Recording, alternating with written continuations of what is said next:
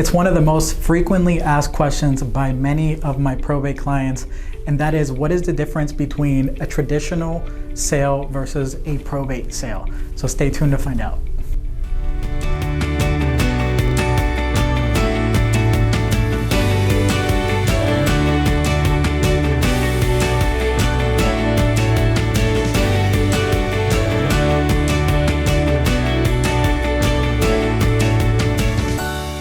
Hey everyone, this is Josh V, your probate realtor, and welcome back to another video. In this video, I want to talk about what is the difference between a traditional sale and a probate sale, and it's one of the most frequently asked questions by many of my clients, so let's dive into it. When it comes to probate, one of the biggest things that is different from probate versus traditional is the fact that this is a court-supervised process.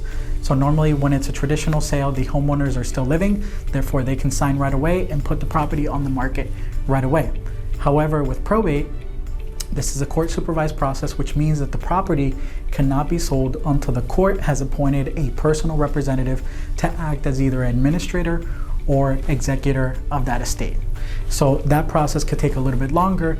In California, it could take anywhere from 1 month to 2 months before that personal representative is appointed, and possibly up to 6 weeks until they get the letters of administration and the order for probate, basically the paperwork from the court appointing them and then being able to put the property on the market. So it takes a little bit longer. Number two, when it comes to the listing paperwork, the residential listing agreement, which is the contract that is signed in order to hire a real estate professional like myself, is completely different. There are 2 disclosures additional that have to be put as part of that listing agreement, so it's a much different and more extensive contract. Number 3, the commission in Los Angeles County is much different, the commission structure. So in a normal traditional sale, a real estate professional could charge possibly 6 to 7% for the sale of a home.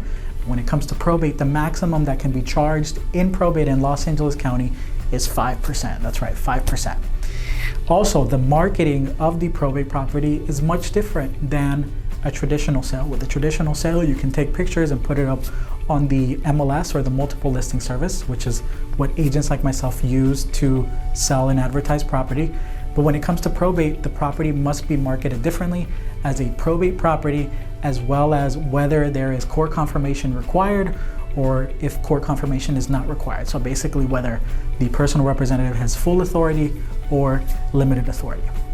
And lastly, the difference between a traditional sale and a probate sale is that there is a notice in probate that must be sent out to all the beneficiaries, and they have an opportunity to object to the sale of the home. So in a standard sale, you don't do that, right? So the homeowners are still living, therefore they don't have to send out any notices to anybody because they're the homeowners, they're still living, they bought the property there.